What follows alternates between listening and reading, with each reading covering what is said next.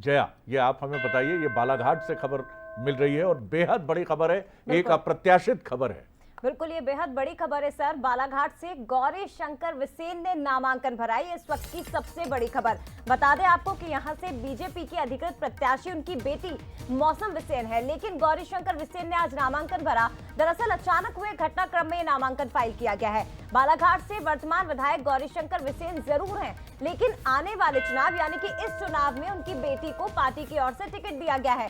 अब सभी ने वहां पर शायद शरद जी चौंका दिया होगा सभी को, गौरी शंकर बिसेन ने, जब उन्होंने अचानक से यहाँ पर नामांकन फाइल किया। इसके पीछे की वजह क्या है, ये भी जरा हम समझ लेते हैं। हमारे साथ ब्यूरो हेड इस वक्त निशांत बिसेन जी लाइव जुड़ गए हैं, सीधे उनका रुख करते हैं। निशांत जी, अचानक चौंकाया है गौरी शंकर बिसेन ने, बेटी प्रत्याशी लेकिन नामांकन फाइल पिता ने कर दिया, इसके पीछे की वजह क्या है सर?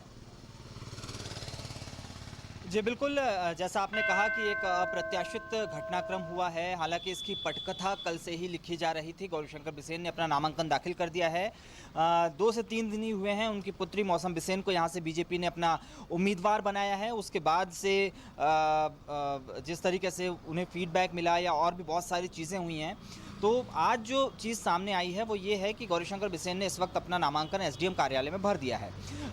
मीडिया से बातचीत में उन्होंने फिलहाल तो ये कहा है कि सुरक्षा की वजह से उन्होंने ऐसा किया है, यानी एक तरीके से कहें कि डमी कैंडिडेट के तौर पर उन्होंने फॉर्म भरा है। लेकिन अगर इसके अंदर की वजहें देखें तो कुछ ऐसी स्थितियां यहाँ पर उत्पन्न हो रही हैं कि गौरी शंकर बिसेन ही यहाँ पर प्रत्याशी हो सकते हैं।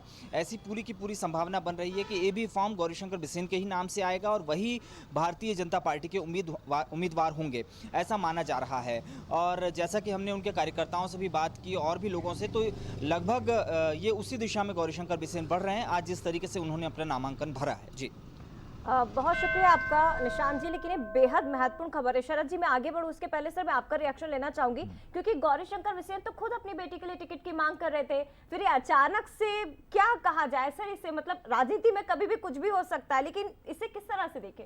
देखिए, यहाँ पिता पुत्री के बीच में प्रतिद्वंदिता होगी, इसकी संभावना तो कम दिखती है, लेकिन ऐसा ज़रूर लगता है कि कुछ अप्रत्याशित घटा है। जो खबरें बालाघाट से हम तक पहुंची हैं, हाँ। उन खबरों में ये कहना है कि शायद स्वास्थ्य एक बड़ा कारण है। मौसम बिसेन इस समय शायद बालाघाट में नहीं है और उनकी तबीयत ठीक नहीं है, और कुछ समस्या भी ऐसी है जो चुनाव में उनको लाने में कठिनाई पैदा कर रही है, क्योंकि वो 10-20 दिन में ठीक होने वाला मसला नहीं है।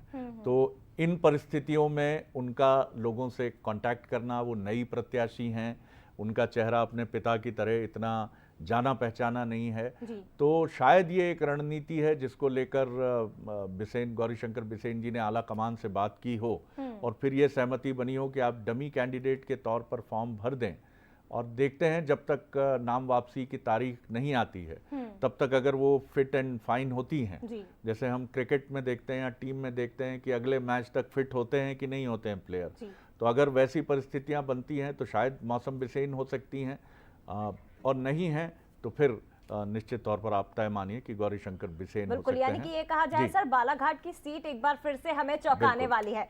गौरी शंकर बिसेन ने क्या कुछ कहा, जरा पहले वो सुन लीजिए। मौसम की तबीयत खराब है तो आपको पता है। जी जी, इस कारण आप अभी सुरक्षा के दृष्टि से फोन करें। क्या आप लड़ सकते हैं? वो पार्टी तय करें। मौसम की तबीयत खराब है तो आपको पता है। जी जी, इस कारण आप अभी सुरक्षा के दृष्टि से फोन करें। क्या आप लड़ सकते हैं? वो पार्टी तय करें। तो देखिए, आप साफ तौर पर देख सकते हैं कि वो इन सवालों से बचते हुए नजर आ रहे हैं। सुरक्षा एक कोई ऐसा कारण नहीं है जिसकी वजह से वो बने। अभी